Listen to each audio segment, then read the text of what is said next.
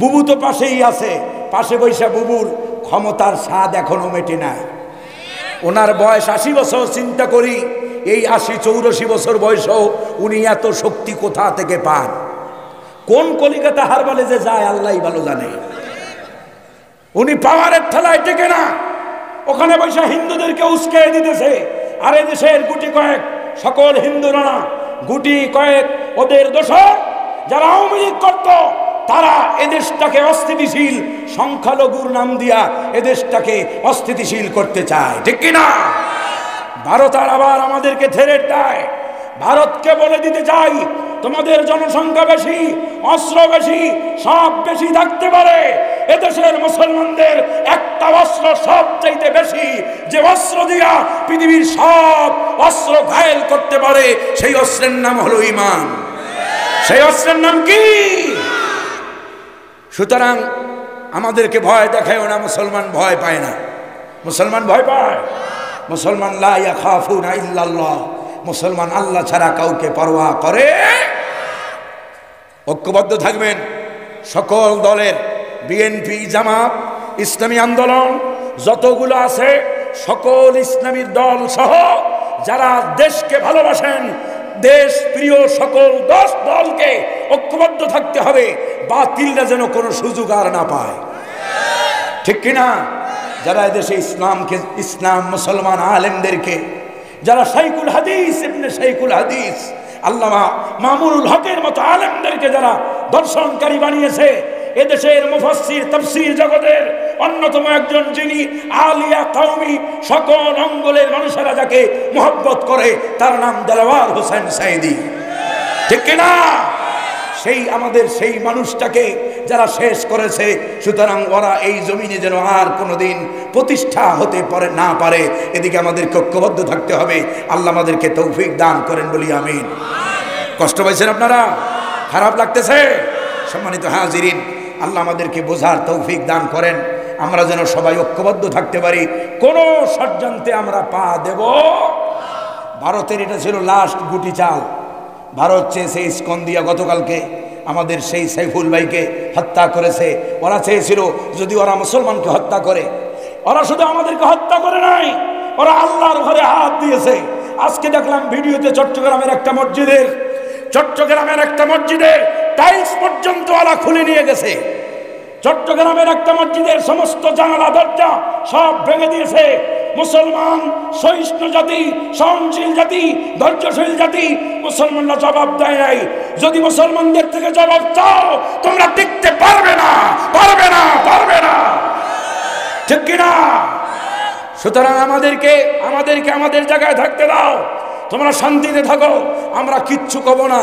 এদেশে ইসলাম যদি ক্ষমতায় যায়, তোমরা ঠিক সেই রকম, ওরা ভয় পাইতেছে, ওদেরকে নাস্তিক আর মুরতাদেরা ভয় দেখাচ্ছে যে যেভাবে জয়গান শুরু হয়েছে, যেভাবে লোকেরা চরমনাইতে যোগ দিতেছে, যেভাবে লোকেরা জামাত ইসলামে যোগ দিতেছে, যেভাবে লোকেরা রিক্সাওয়ালা, ঠেলাওয়ালা, কুলি, মজুর সবাই যেভাবে ইসলামপন্থীদের চাইতেছে, যদি ইসলামপন্থীরা ক্ষমতায় আসে, নাস্তিকরা ওদেরকে বোঝায়, তাহলে তোমাদের 13টা বাজায় ছাড়বে। আমি বলি তোমাদের ভয় পাওয়ার কোনো কারণ নাই। কোরআনের সমাজ প্রতিষ্ঠা হলে মায়ের কোলে শিশু ঘুমায় যেভাবে নিরাপদে, তোমরাও ঠিক তেমনি মুসলমানদের শাসন আমলে নিরাপদে, নিরাপত্তায় নিশ্চিন্তে থাকবে। কেউ তোমাদের মন্দিরে, কেউ তোমাদের শরীরে টাচ করার সাহস পাবে। এই পৃথিবীতে একটা রাষ্ট্র আছে যে রাষ্ট্রে কোরআন কায়েম হয়েছে, সেই রাষ্ট্রটির নাম আফগান। সেই রাষ্ট্রটির নাম কি? আফগান। কি আফগানিস্তানে খ্রিস্টান নাই, হিন্দু নাই, বৌদ্ধ নাই? খোঁজত তো, দূরবীন দিয়ে তালাশ করেন। তারা আগের সেই আমেরিকার 5-6টা গোলামদের হাতে যেরকম ছিল, তার চাইতে 1000 গুণ বেশি নিরাপদ কোরআনের ছায়াতলে, ঠিক কিনা? সম্মানিত হাজিরিন, হিন্দুরা তারা বলেছে, যারা বুঝে, যারা জ্ঞানবান, আল্লাযিনা উলুল আলবাব, যারা জ্ঞানবান, চিন্তাশীল, যারা চিন্তা ভাবনা করে, গবেষণা করে, ওরা বোঝে যে না, পৃথিবীতে যতগুলো রাষ্ট্রে ইসলাম আছে, আচ্ছা কেউ দেখাতে পারবে সৌদি আরবে কোনো বিধর্মীর উপরে অত্যাচার করা হয়েছে? কোনো ইসলামিক রাষ্ট্রে কোথাও অন্য ধর্মের উপরে অত্যাচার করা হয়? আমাদের দেশে সুবিধাবাদীরা, কিবাদীরা, সুবিধাবাদীরা একদল ক্ষমতায় গেলে আর এক দলকে অস্থিতিশীল করার জন্য তারা নানান ধরনের কাজ বাজে কাজ করে, ঠিক কি না? কিন্তু বিশ্বাস করেন কোরআনের সমাজ তৈরি হলে কেউ এই দুঃসাহস দেখাতে পারবে। রাগ করেছেন আপনারা? এই কথাগুলো বলা দরকার ছিল না, ছিল না?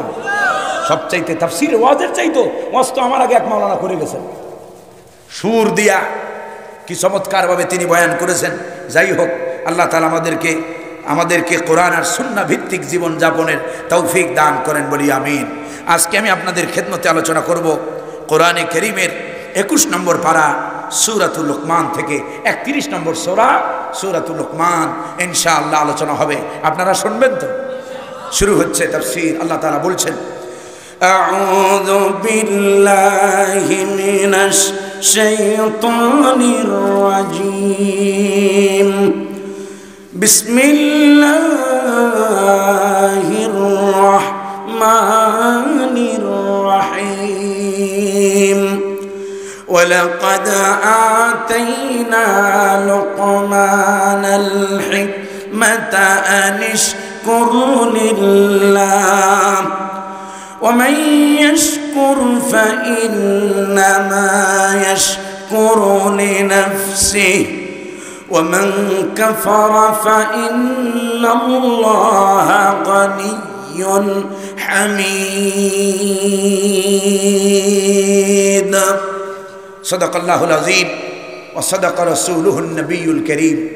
আমি কোরআনে কারীমের সূরা লুকমান 31 নম্বর সূরা 21 নম্বর পারার এর 12 নম্বর আয়াতে কারিমা থেকে তেলাওয়াত শুরু করেছি। যতদূর যাওয়া যায় চেষ্টা করব ইনশাআল্লাহ। আল্লাহ রাব্বুল আলামিন সূরা লুকমান, কোন সূরা? সূরা লুকমান। লুকমান, অনেকের ধারণা লুকমান আলাইহিস সালাম তিনি নবী ছিলেন। লুকমান আলাইহিস সালাম আসলে নবী ছিলেন না, তিনি ছিলেন ইন্নাহু কানা আবদান সালিহা। লুকমান ছিলেন আল্লাহর একজন বুজুর্গ, আল্লাহর একজন খাস গোলাম, যাকে আল্লাহ রাব্বুল আলামিন হিকমত দিয়েছেন, জ্ঞান দিয়েছেন, প্রজ্ঞা দিয়েছেন। সুবহানাল্লাহ বলবেন না? এই পৃথিবীতে যাদেরকে হিকমত দেওয়া হয়, জ্ঞান দেওয়া হয়, কোরআনের ইলম, ওহীর জ্ঞান, হিকমা, ইলম যাদেরকে দেওয়া হয়, জগতের সমস্ত কল্যাণ যেন তাদেরকে দেওয়া হয়। সুবহানাল্লাহ বলবেন না? কিন্তু আমাদের কাছে তাদের কোনো দাম নেই, আমাদের কাছে তাদের কোনো দাম আমরা দেই না। গতকালকে এক মাহফিলে গেলাম, বগুড়া দুপচাচিয়াতে। মাহফিলে যাই পৌঁছেছি মাগরিবের পরে পৌঁছেছি। এখন রিসিভ করবে মাহফিলে আমাকে নেবে যে, এই রকমের একটা লোক খুঁজে পাওয়া যায় না। এমনকি যাই হোক, যেমনি হোক 2-3 ঘন্টা রাস্তায় কাটাইয়া পরে মাহফিলের আগে যাই গেলাম, সেখানে যাই দিই মাশাআল্লাহ কোনো কিছু নাই, মনে হয় যেন আমি সাইডে আসছি। আমাকে মঞ্চে আনবে কে, সেই রকম লোক নাই। এরপরে মঞ্চে উঠাবে, ঘোষণা দেওয়ার লোক নাই, নাম আমি নেব না, আয়োজন করেছে রাজনৈতিক একটা দল তাদের। এরপরে দেখলাম খালি খাওয়ার আয়োজন। কি ব্যাপার? আপনারা ওদিকের সাথে যাদের সম্পর্ক আছে দেখবেন, ওদিকে মাহফিলে আপনার গরু পেটে খাওয়ায়, এই খাওয়ায়, সেই খাওয়ায়। খাওয়ানোর মাকসাদ হলো টাকা ইনকাম করা। খাওয়ানোর মাকসাদ কি? দাওয়াত দেয়, নাম ধরে ধরে। শেরপুর বগুড়া ওদিকে যাবেন, দেখবেন এক একজন আইসা খায়, 500, 1000, 2000 দিয়ে যায়। মানে মাহফিল হয়ে গেছে। ওই যে আমাদের দেশে আছে না বিয়ে বাড়িতে যেমন, হ্যাঁ, উঠান, ওই যে টেবিল পাতা খাওয়ান, এগুলা মুসলমান, এগুলা শরীয়তে জায়েজ নাই, এগুলো শরীয়তে জায়েজ নাই, নিকৃষ্ট কাজ। অনেকগুলো কথা বলার ছিল, মাঝখানে ভুলে গেছি। এই যে ওয়াজ মাহফিলের নামে, ওয়াজ মাহফিল ফরজও নয়, ওয়াজিবও নয়, সুন্নাতও নয়। ওয়াজ মাহফিল মুস্তাহাব, মুস্তাহসান কাজ। কিন্তু এই ওয়াজ মাহফিল অনেকে দেখা যায় ভিক্ষাবৃত্তি করে ওয়াজ মাহফিলের নামে, ঠিক কিনা? ছোট ছোট বাচ্চাদেরকে নিয়ে, আমি এখানে আলহামদুলিল্লাহ কমিটির উপরে সন্তুষ্ট যে তারা এখানে বাচ্চাদেরকে দিয়ে তারা এই কাজ করায় না। অনেক জায়গায় রাস্তায় রাস্তায়, বাড়িতে বাড়িতে মাহফিল হবে 2 মাস আগে, 2 মাস আগ থেকে খয়রাত শুরু করে দেয়। তোমারে কে বলেছে হেলিকপ্টার দিয়ে মৌলবি আনতে? তোমারে কে বলেছে 1 লক্ষ টাকা দিয়ে মৌলবি আনতে? আবার নাম ফুটায় আমরা 1.5 লাখ দিয়ে আনছিলাম। 1.5 লাখ দিয়ে আনছিলাম কারে? তাহিরিরে আনি 1.5 লাখ দিয়া। যে বোম মারলেও কোরআন শরীফের 2টা তরজমা বাইরেবে না, সূরা নাসের তরজমা করতে পারবে না। এমন লোকদেরকে দাওয়াত দিয়ে আনে, আবার তাদের হাদিয়া 1.5 লাখ আগে পেমেন্ট বিকাশে বা অথবা অ্যাকাউন্টে পাঠাইলে পরে নিশ্চিত হয়ে তারা আসে। আমি কি ভুল বললাম? সম্মানিত হাজিরিন, জাতিকে আল্লাহ তাআলা, না বাতাস লাগবে না, জাতিকে আল্লাহ বোঝার তৌফিক দান করেন বলি আমিন। এই জন্য শুরুতে বলেছিলাম আলেমদের সাথে পরামর্শ করবেন, মসজিদে ইমাম নেবেন, আপনার অঞ্চলে আপনার থানায় মুহাক্কিক বড় মুফতি কে আছে, কোন বড় মাদ্রাসা কোথায় আছে, সেখানে যাবেন, আলেমদেরকে দাওয়াত দিবেন, তারা আসবে, ইন্টারভিউ হবে, আকীদা দেখতে হবে এই লোক আসলে কি কোন তরিকা, ঠিক কি না? সস্তা তরিকা আছে না বাংলাদেশে?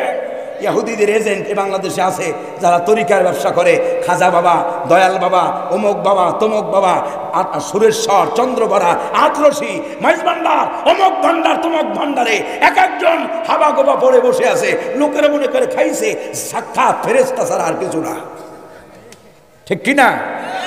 দেওয়ানবাগি, রাজারবাগি, কুতুববাগি দেখলে মনে হইবে যে সুন্দর চেহারা, মাশাআল্লাহ। বিশ্বকবি আল্লামা ইকবাল বলেন, ये हाल तेरा जाल है, ये हाल तेरा जाल है, मकसूद तेरा माल है, क्या जब तेरा जाल है लाखों को अंधा कर दिया। এই যে খাজা বাবা দরবারে বিশাল ভেষ দইরা আজব আজব ড্রেস পরে, কুতুববাগি ড্রেস দেখেছেন? ওরে বাপরে বাপ, রাজার বাগি, দেওয়ান বাগি, তাদের ড্রেস আপ দেখেছে, মনে হবে যেন এখনই নামছে আকাশ থেকে। কিন্তু এরা দিন তো ভালো, ইসলামের কিচ্ছু জানে না। কারা আসে দোয়া চাইতে? আমি একটা ভিডিওতে দেখলাম জার্মানের চ্যান্সেলর এসেছেন দোয়া নেওয়ার জন্য কুতুববাগের দরবার শরীফে। আপনার ব্রিটিশের লোকেরা আসে পীর সাহেব কেবলার দোয়া নেয়। সেদিন একটা মাজারে ঢুকেছিলাম, কোন মাজার? বগুড়াতে আপনার মাহেস্তানগড় একটা জায়গা আছে, ওখানে শাহ সুলতান বলখি রাহিমাহুল্লাহ তার মাজারে ঢুকেছিলাম। এই আল্লাহর ওলিরা তারা দ্বীনের কাজ করেছেন, লা শাক্কা ফিহি ওয়ালা রাইবা ফিহি, কিন্তু লোকেরা এখন তাদেরকে দিয়ে ব্যবসা করতেছে। শাহজালালের মাজারে গেলাম, শাহজালাল রহমতুল্লাহ আলাই সেই নাঙ্গা তলোয়ার এখনো আছে, তলোয়ার নিয়ে একদিক দিয়ে ঢুকেছেন আর একদিক দিয়ে গৌর গোবিন্দর মসনদ তসতাস করে ভেঙ্গে গৌর গোবিন্দ পালায় গেছে, ঠিক কিনা? এই শাহ সুলতান বলকি যখন ঢুকলেন তখন ওইখানকার হিন্দু রাজা পালায় গেল, আর এখনকার দরবেশালারা দরবার ওনাদের কাছে মুসলমান তো যায় না, বরং ওনাদের কাছে আসে ইহুদিরা, খ্রিস্টানেরা ওনাদের দোয়া নেওয়ার জন্য। তার মানে হলো গালমে কুছ কালা হে, ঠিক কিনা? সবগুলো ভণ্ডামি, মানুষকে অন্ধ বানায়া টাকা কামায় নিতেছে। এলেম নাই, কালাম নাই, কিচ্ছু নাই, কিচ্ছু জানে না, কোরআনের উসুলুল ইলম জানে না, কিচ্ছু জানে না। উসুল তো দূরের কথা, কোরআন শরীফ পড়তে পারে না, এমন পিসাবেরও বাংলাদেশে অভাব। রাগ করেছেন আপনারা? রাগ করলে করেন, বাড়িতে যাইয়া বউরে কবেন গরম ভাত রান্ধো, রাগ টাক বেশি হয়েছে, খাইয়ে লইয়া গে। আল্লাহ তাআলা বলেন, ওয়ালাকাদ আতাইনা লুকমানাল হিকমা, আমি অবশ্যই আমি লোকমানকে হিকমা দিয়েছিলাম, জ্ঞান দিয়েছিলাম, প্রজ্ঞা দিয়েছিলাম, সায়েন্টিফিক নলেজ তাকে দিয়েছিলাম। আর এই পৃথিবীতে যাদেরকে জ্ঞান দেওয়া হয়, আল্লাহ রাব্বুল আলামিন বলেন, মাইয়ুতাল হিকমাতা ফাকাদ উতিয়া খায়রান কাসীরা। আল্লাহু আকবার। যাদেরকে জ্ঞান দেওয়া হয় মনে হয় জগতের অধিক অংশ কল্যাণ যেন তাদেরকে দেওয়া হয়। সুবহানাল্লাহ। এই ইলম, এই হিকমত, কোরআনের বড় আলেম, এটা কেউ চাইলেই হতে পারে না। রব্বে কারীমের সন্তুষ্টি লাগে না? লাগে না? বিশ্ব নবীজি আমার বলেন, মাইয়ুরিদিল্লাহু বিহি খায়রান ইউফাক্কিহু ফিদ্দিন। আল্লাহ রাব্বুল আলামিন যার কল্যাণ চান তাকে দ্বীনের ফকিহ বানান। সুবহানাল্লাহ। ইলম পড়ে আসে না, ইলম, তবে হ্যাঁ এলেমের আনার জন্য, এলেম পাওয়ার জন্য পড়তে হয়। কিন্তু অনেক দেখেছি আমাদের সাথে কামেল পাস করেছে, দাওরা পাস করেছে, অনেক দেখেছি। কিন্তু এমন অনেক কামেল পাস আছে, রিক্সা চালায়, ভ্যান চালায়, এরপরে দেখেছি বাসের ড্রাইভারি করে। কিন্তু ভাইয়ারা আমার, আবার অনেক আছে যারা মুজাহাদা করেছে, চেষ্টা করেছে, আল্লাহর সন্তুষ্টি নিয়েছে, তাদেরকে রব্বে কারীম আলেম হিসেবে কবুল করেছেন, ঠিক কিনা? অনেক হাফেজ আছে দেখেন, হেফজ করেছে কিন্তু সব ভুলে গেছে, এখন এই কাজ করে সেই কাজ করে। অনেক মাদ্রাসায় পড়েছে কিন্তু এখন আর কিছু মনে নাই, এরকম লোক আছে না নাই? এই জন্য এলেম পাওয়ার জন্য আল্লাহর সন্তুষ্টি লাগবে না লাগবে না? বিশ্বনবী সাল্লাল্লাহু আলাইহি ওয়াসাল্লাম বলেছেন, মাইয়ুরিদিল্লাহু বিহি খাইরান ইউফাক্কিহু ফিদ্দিন। আল্লাহ যার কল্যাণ চান তাকে দ্বীনের ফকি বানায়া দেন, আর যাকে দ্বীনের জ্ঞান দেওয়া হয় আল্লাহ তাআলা বলেন ফাকাদ উতিয়া খাইরান কাসীরা। জগতের সমস্ত কল্যাণ যেন, অধিকাংশ কল্যাণ যেন তাকে ঢেলে দেওয়া হয়েছে। সুবহানাল্লাহ। এলেম রব্বুল আলামিন যাদেরকে এলেম দান করেন, হিকমত দান করেন, জ্ঞান দান করেন, যারা কোরআনের জ্ঞানে যারা জ্ঞানবান হয় তারা কখনো নাস্তিক হয় না, মুরতাদ হয় না, ঠিক কিনা? সম্মানিত হাজিরিন, এ কোরআনের ভিতরে যত জ্ঞানের কথা বলা হয়েছে, কোথাও জ্ঞানের কোনো ভাষা এসেছে ফকি, জ্ঞানের শব্দ এসেছে ফিকহ, কখনো কখনো এসেছে হিকমা, কখনো এসেছে ইলম।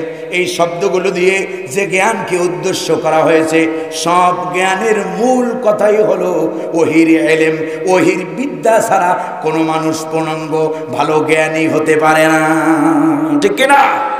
যে মানুষ কোরআন জানে না, বড় বড় ডাক্তার হয়েছে, ইঞ্জিনিয়ার হয়েছে, ডক্টরেট করেছে, বাংলা ভাষার নাম করা একজন সাহিত্যিক ছিলেন, নাম তার ডক্টর মোহাম্মদ শহীদুল্লাহ। নাম কি?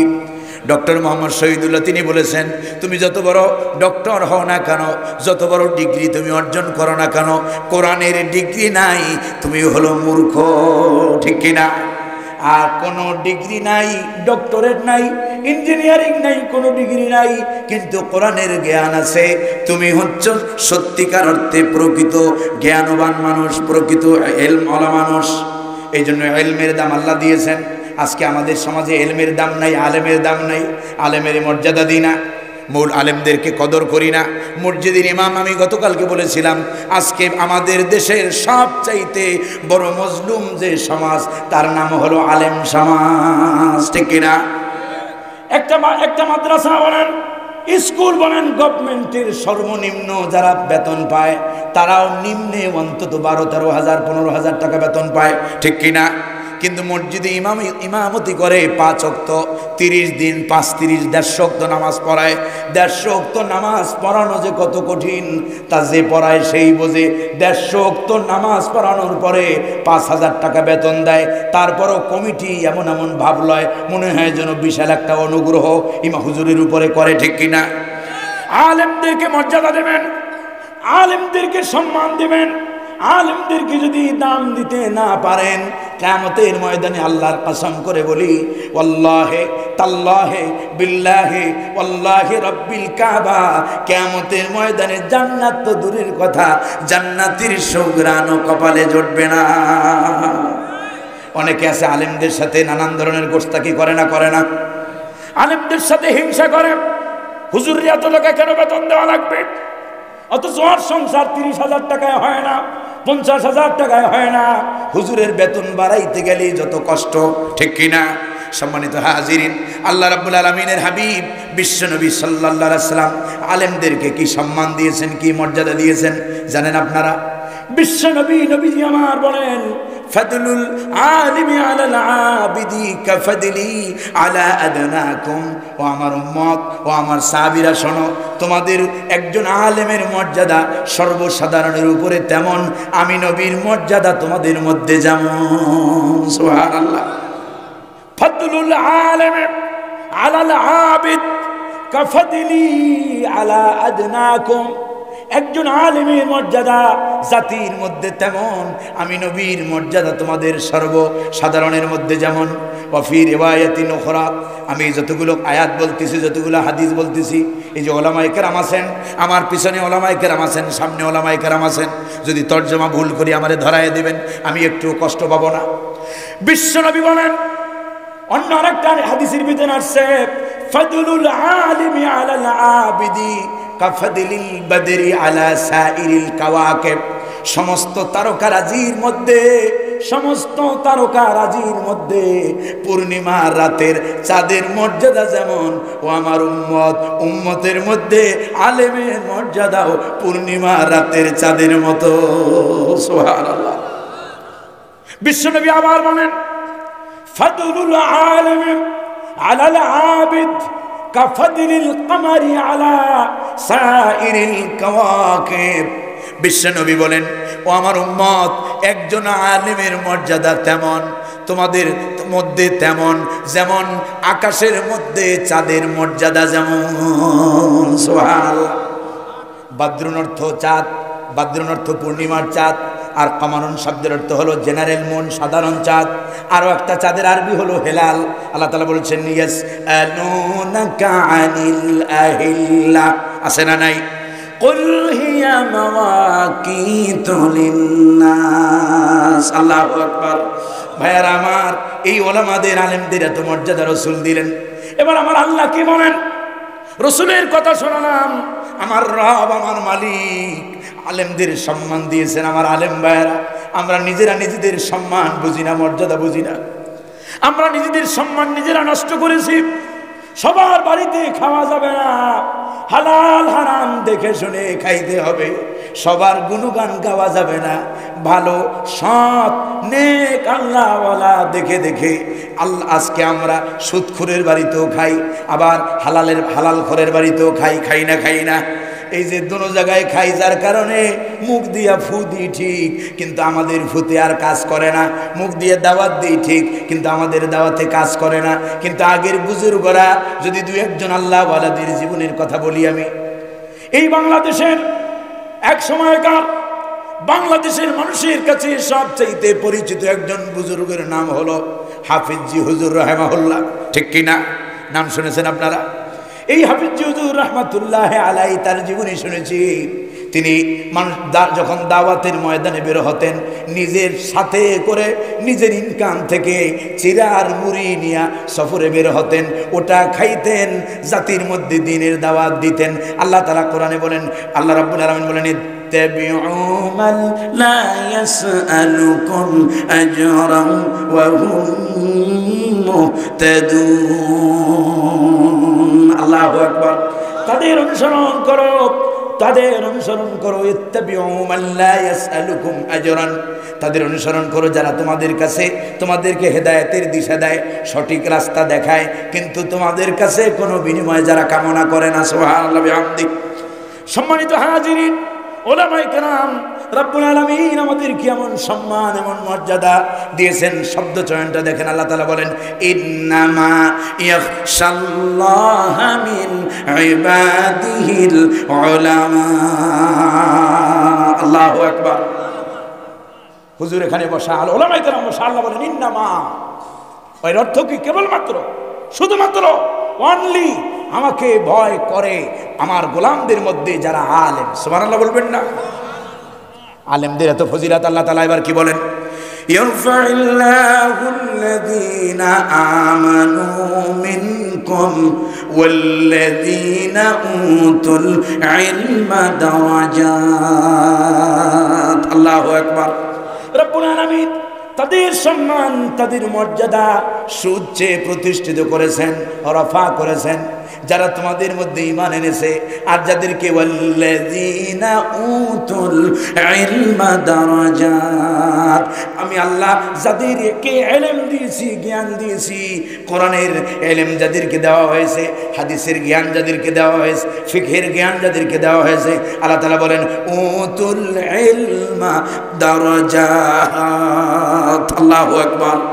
দারাজাত জমায় তাকসীর। সুবহানাল্লাহ বিহামদি। রব্বে কারীম এত সম্মান, এত মর্যাদা আলেমদেরকে দিয়েছেন। আমরা আলেমরা যদি সেইটা অনুধাবন করতে পারতাম, তাহলে যা খুশি তাই করতাম না, যার তার গুণগান গাইতাম না, মঞ্চে উঠা ফাসেকের প্রশংসা করতাম। আল্লাহ তাআলা আমাদেরকে বোঝার তৌফিক দান করেন বলি আমিন। তো হযরতে লোকমানকে আল্লাহ হিকমা দিলেন। রব্বুল আলামিন বলেন, জ্ঞান দিয়েছি, জ্ঞান দিয়েছি এই কারণে, অমাইয়াশকুর ফাইন্নামা, জ্ঞান দিয়েছি আনিশকুরু লিল্লাহ, যেন লোকমান আমি আল্লাহর প্রতি কৃতজ্ঞ হয়। আর জেনে রাখো, অমাইয়াশকুর ফাইন্নামা ইয়াশকুরু লিনাফসিহি ওয়ামান কাফারা ফাইন্নাল্লাহা গনিয়্যুন হামিদ। আল্লাহু আকবার। যারা নাকি কৃতজ্ঞতা প্রকাশ করে, তাম পৃথিবীর মানুষ আমরা যদি সবাই মিলে যদি শুকরিয়া আদায় করি তাহলে রব্বে কারীমের মর্যাদা যেখানে আছে সেখান থেকে কোনো কিছু করা যাবে, আর যদি না করি কমানো যাবে।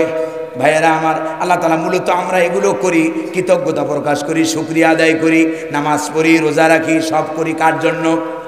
সব আল্লাহর জন্য করি, কিন্তু কল্যাণটা লিনাফাতিনা, আমাদের কল্যাণের জন্য, আমাদের উপকারের জন্য, ঠিক কিনা? তাম পৃথিবীতে কেউ যদি সেজদা না দেয়, কেউ যদি রুকু না করে, কেউ যদি শুকরিয়া না করে, আমার আল্লাহর মর্যাদা যেখানে আছে সেখান থেকে চুল পরিমাণ কেউ কমাতে পারবে না। রব্বুল আলামিন বলেন, ومن يشكر فإنما يشكر لنفسه ومن كفر فإن الله غني حميد। আর যারা অকৃতজ্ঞ হয়, কুফরি করে, নাফরমানি করে, জ্ঞান পাপী আছে না নাই? আমাদের সমাজে এমন অনেক আলেমও আছে যারা এদেশের সবচাইতে বড় জালেমাকে, এই দেশের সবচাইতে যাকে সেকেন্ড ফেরাউনের লেডি ভার্সন যাকে বলা হয়, তারে জান্নাতি বানায়া দেশে, আছে না নাই? আবুল ফজল মার্কা মাওলানা আছে না নাই? রব্বুল আলামিন বলেন, জ্ঞান দিলাম আমি, জ্ঞানের খাসলত হলো স্বভাব, তাজাল্লুল, বিনয় হওয়া, কৃতজ্ঞ হওয়া। যদি বিনয় না হও, কৃতজ্ঞ যদি না হও, শুকরিয়া যদি আদায় না করো, তাহলে জেনে রাখো ওয়ামান কাফারা ফাইন্নাল্লাহা গনিয়্যুন হামিদ। আর যে অকৃতজ্ঞ হবে, না শুকরি করবে, কুফরি করবে, আল্লাহ তাআলা বলেন তার জেনে রাখা উচিত আমি আল্লাহ সব প্রশংসায় প্রশংসিত বেনিয়া। সুবহানাল্লাহ। আল্লাহ তাআলা কারো প্রশংসার মুখোমুখি নয়। আল্লাহুস সামাদ, আছে না নাই?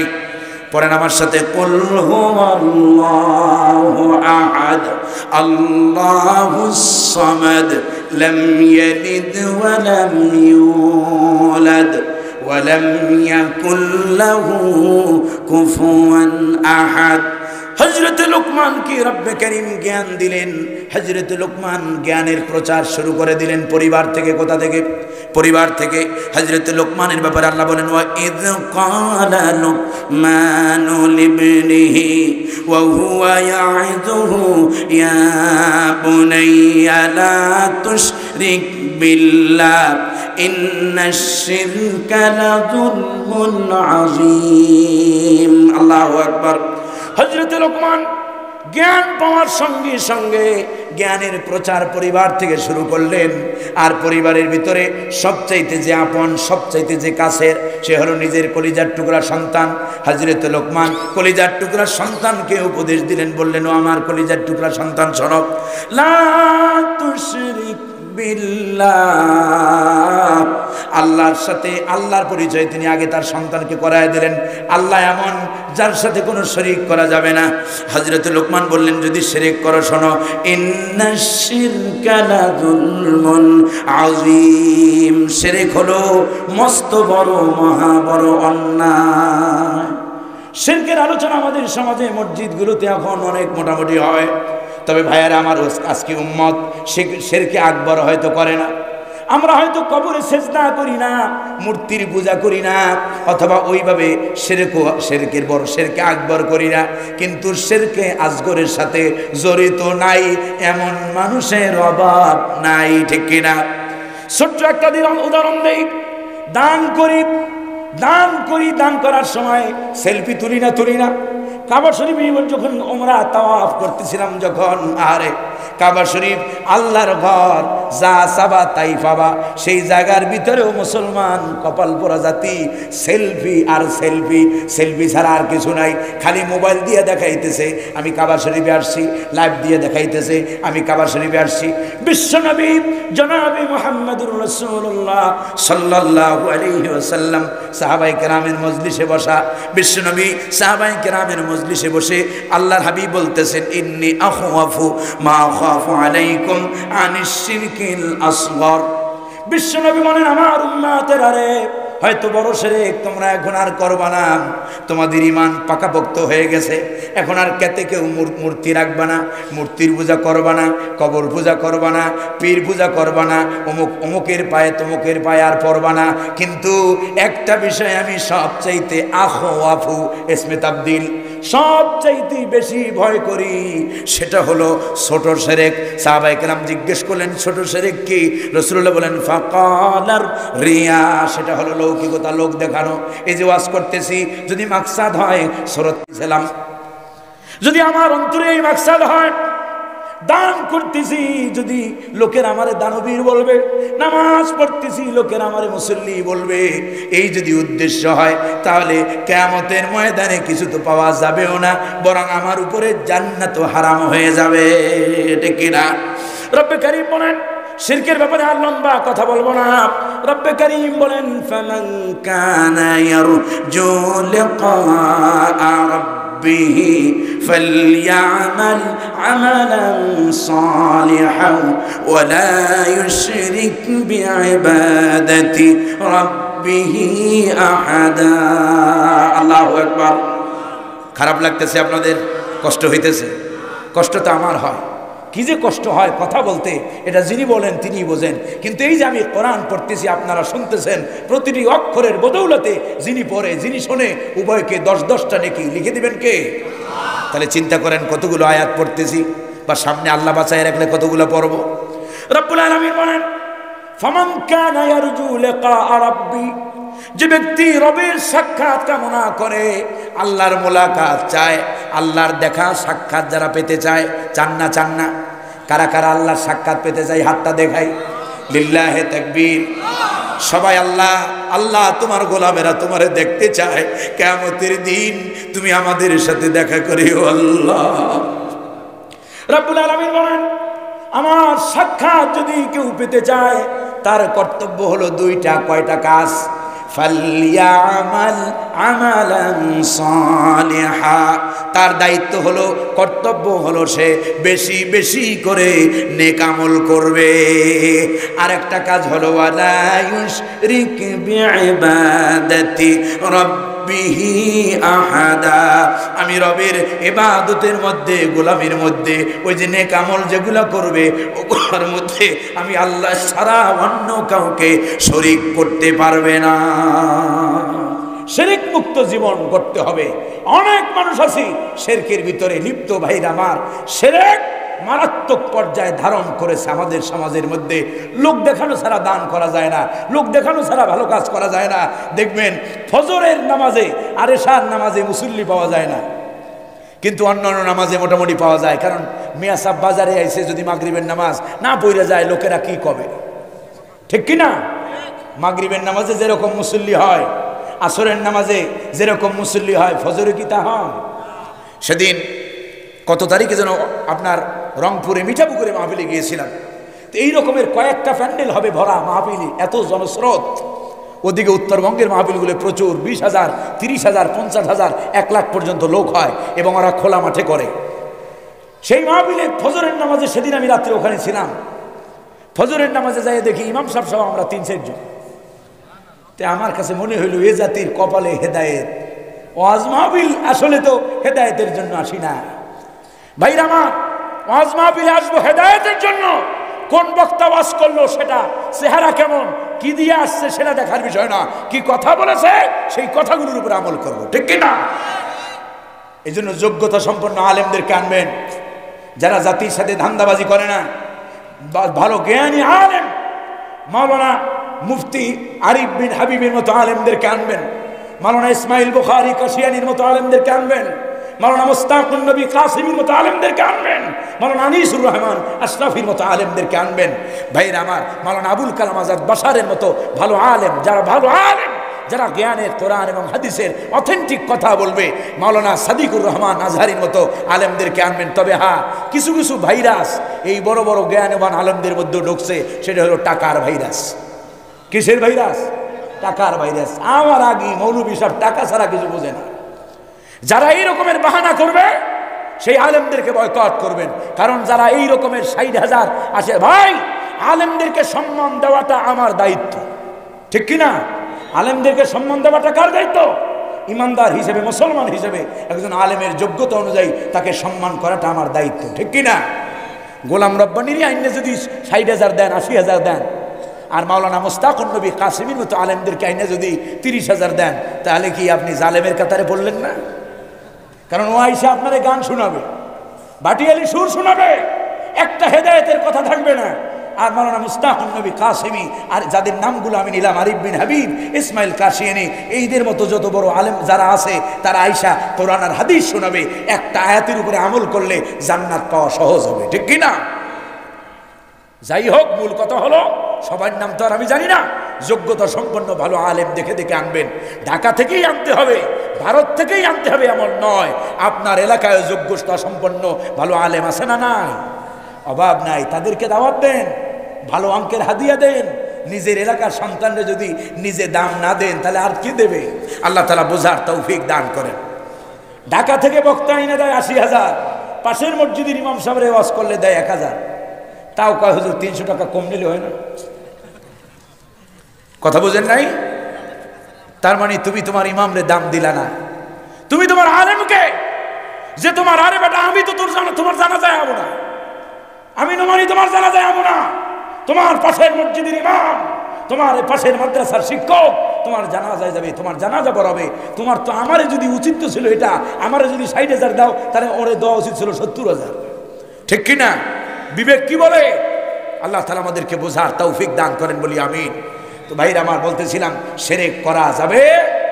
বিশ্বনবী বলেন, আল্লাহর কথা শোনালাম, বিশ্বনবী বলেন মান লাকিয়াল্লাহু লা ইউশরিক বিহি শাইআন দাখালাল জান্নাহ।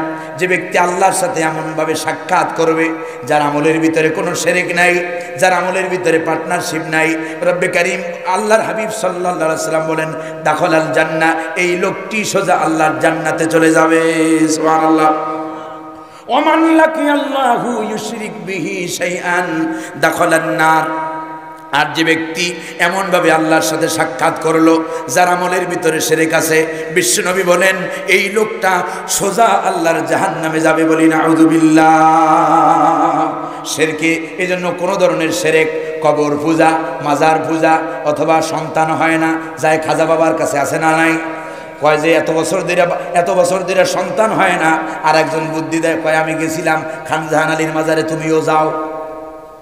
সন্তান দেওয়ার মালিককে, ছেলে দেওয়ার মালিককে, মেয়ে দেওয়ার মালিককে। বিশ্বাস করেন, গত রাত্রে বলতেছিলাম এই পৃথিবীতে যাইয়া যদি কোনো মাজারের কাছে যদি চাওয়া বৈধ হতো, কেউ যদি কোনো মরা মানুষ যদি দিতেই পারত, পৃথিবীতে সবচাইতে বেশি দেওয়ার হকদার যিনি ছিলেন তিনি মদিনায় ঘুমান মুহাম্মাদুর রাসূলুল্লাহ সাল্লাল্লাহু আলাইহি ওয়াসাল্লাম। সেই রাসূলুল্লাহর রওজায় যারা গিয়েছেন দেখেছেন না, মসজিদে নববীর বড় বড় আলেমরা, শাইখুল হাদিস, মদিনা ইউনিভার্সিটির টিচারেরা, ছাত্ররা রাসূলুল্লাহর রওজার চারপাশে ঘুরতেছে।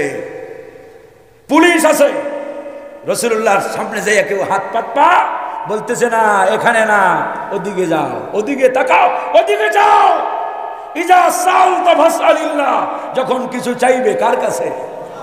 মুহাম্মদ সাল্লাল্লাহু আলাইহি ওয়াসাল্লামের দেওয়ার কিছু নাই।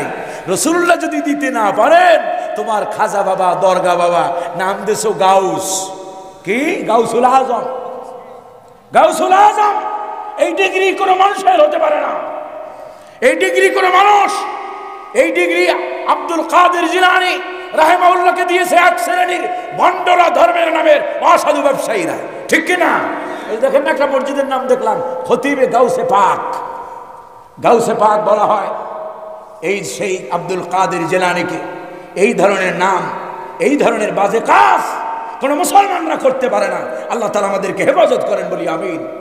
এগুলো শিরক, মুশরিকানা কাজ, অথচ আমরা অহরহ করতেছি। আল্লাহ তাআলা এই শিরক থেকে, মাজার পূজা, কবর পূজা, পীর পূজা, দরগা পূজা, দরবার পূজা, সব পূজা বন্ধ করে দিয়ে পূজা করতে হবে কার? যদি এক আল্লাহর গোলামি করো, ফাদাখালাল জান্নাহ, জান্নাতে যাবা। আর যদি গোলামির মধ্যে কোনো কিন্তু থাকে, শিরক পাওয়া যায়, হারামাল্লাহু আলাইহিল জান্নাহ, তাহলে জান্নাত হারাম করে দিবেন কে? রব্বে কারীম বলেন, হযরত লোকমান কলিজার টুকরা সন্তানকে নান্না মুন্নাকে তার আল্লাহর সাথে, রবের সাথে পরিচয় করায়া দেওয়া।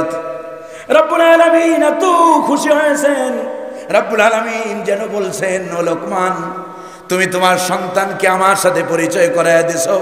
আমি আল্লাহর দায়িত্ব হয়েছে, আমি আল্লাহর দায়িত্ব এসে গেছে তোমার সন্তানকে তোমার সাথে পরিচয় করায়া দেওয়া। এই জন্য সন্তানদেরকে প্রথম জীবনে এই যে ডিসেম্বর মাস আসতেছে, এই নভেম্বর মাসের পরে ডিসেম্বর মাস আসবে, সন্তানদেরকে ছোট ছোট বাচ্চাদেরকে ভর্তি করার সময় স্কুলে দিবেন, মাদ্রাসায় দিবেন। তবে আমি আপনাদের কাছে অনুরোধ করব, সন্তানদেরকে প্রাথমিক শিক্ষাটা আল্লাহর কোরআন দিয়া দেন, ওরে নুরানি মাদ্রাসায় ভর্তি করাইয়া দেন। এই যে ছেলেটা জানাজার নামাজ দেখাইলো আমাদের, বিশ্বাস করেন আল্লাহর কসম এই ছেলে কোনোদিন মা বাবার অবাধ্য হবে না, হবে না, হবে না, ঠিক কিনা? এই জন্য সন্তানদেরকে প্রাথমিক পর্যায়ে, আমি বলবো না শুধু মাদ্রাসায় পড়ান, আপনি ডাক্তার বানান, ইঞ্জিনিয়ার বানান, কোনো সমস্যা নাই। তবে আপনার সন্তানকে প্রাথমিক দ্বীনের শিক্ষাটা, কোরআনের শিক্ষাটা দেন। এই জন্য আমার কাছে যদি কোনো গার্ডিয়ান আসে, হুজুর ছেলেকে কি করবো, আমি বলি প্রথমে এই ছেলেটাকে নুরানিতে দেন।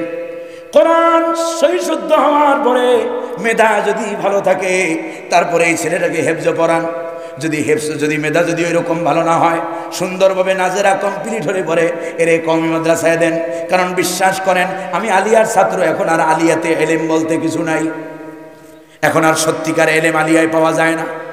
তবে হ্যাঁ, কিছু কিছু মাদ্রাসা আছে যেগুলোতে এখনো আছে, নাম নিতেই হয়, যেমন শর্ষিনা আলিয়া, যেমন চরমনাইয়া আলিয়া, যেমন আপনার ঢাকাতে আছে দারুন নাজাত আলিয়া, আছে না নাই? যাতে এলিমের চর্চা আছে টুমসার আলিয়া, কিছু কিছু খুঁজে খুঁজে নেবেন, সব নাম তো আর আমি জানি না। এরকম কিছু কিছু মাদ্রাসায় এখনো এলমের কদর আছে। তবে অধিকাংশ দৃশ্য আমার চোখে যেটা, সেটা হলো এলেমও নাই, অধিকাংশ জায়গায় আমলও নাই। এজন্য আমি বলি সন্তানটাকে প্রথমে কওমি মাদ্রাসায় নুরানিতে দিবেন, মক্তব নাজেরা পড়াবেন, কোরআন হেফজ করাবেন যদি পারে, আর যদি না পারে তাহলে বাধ্য করবেন না। মেধা নাই, 5 বছর 10 বছর ফালায় রাখছে, হাফেজ হওয়াটা ফরজও নয়, ওয়াজিবও নয়। কথা বুঝতে পারছেন? এখানে ওলামায়ে কেরাম আছেন। এরপরে সন্তানটাকে কওমি মাদ্রাসায় দিয়া, অন্তত পক্ষে কওমি মাদ্রাসায় অন্তত সন্তানটাকে হেদায়েতুন নাহু পর্যন্ত কমসে কম পড়ান। যদি পারেন হেদায়েতুন নাহু নয় দাওরা পাস পর্যন্ত পড়ান। ফাঁকে ফাঁকে আমি বলি জেনারেলের সাথে সম্পর্ক রাখারও দরকার আছে। ফাঁকে ফাঁকে যে ক্লাসে পরীক্ষা আছে, ওই পরীক্ষাগুলো হয় আলিয়া থেকে না হয় স্কুল থেকে দেওয়ার। ইনশাআল্লাহ আপনার ছেলে পরিপূর্ণ সত্যিকার অর্থে আদর্শ নাগরিক, আদর্শ আলেম এবং জ্ঞানবান মানুষ হবে। কোনোদিন আলিয়ারও বিরোধিতা করবে না, কোনোদিন কওমেরও বিরোধিতা করবে না, বরং জীবনের সকলের কাছে গ্রহণযোগ্য আলেম হবে, ঠিক কিনা? আমার কথা বুঝিয়ে দিতে পারছি আপনাদেরকে? আল্লাহ তাআলা বোঝার তৌফিক দান করেন। এজন্য আলেম যদি বানাইতে চান, কওমি মাদ্রাসা দিবেন, পাশাপাশি আলিয়াও পড়ান, সমস্যা নাই। এরপরে উচ্চ শিক্ষা, অনেকে আবার টাকাওয়ালারা ছেলেদেরকে মাদ্রাসায় পড়াইতে চায় না, কারণ মনে করে মৌলবি আর লেখাপড়া করে কি করবে, মানুষের বাড়ি বাড়ি যেয়ে খয়রাত করবে, মানুষের বাড়ি বাড়ি যেয়ে ইয়ানবি পড়বে। সব মৌলবীরা ইয়ানবি পড়ে না, সব মৌলবীরা মানুষের বাড়ি বাড়ি যায় না, সব মৌলবীরা মানুষের বাড়ি খায় না, ঠিক কিনা? যোগ্যতা সম্পন্ন আলেম তো আছে না নাই? কে তোমার সন্তানটারে তুমি ইচ্ছা করো না মিজানুর রহমান আজহারির মতো আলেম তৈরি করো? জগতের প্রেসিডেন্টরা পর্যন্ত, মন্ত্রী মিনিস্টার, বাংলাদেশ না সারা পৃথিবীতে তার সম্মান আছে না নাই? এক সাইদি তৈরি করো, এক ওবায়দুল্লাহ হামজা পটিয়ার প্রিন্সিপাল যিনি, সেই রকম আলেম তৈরি করো।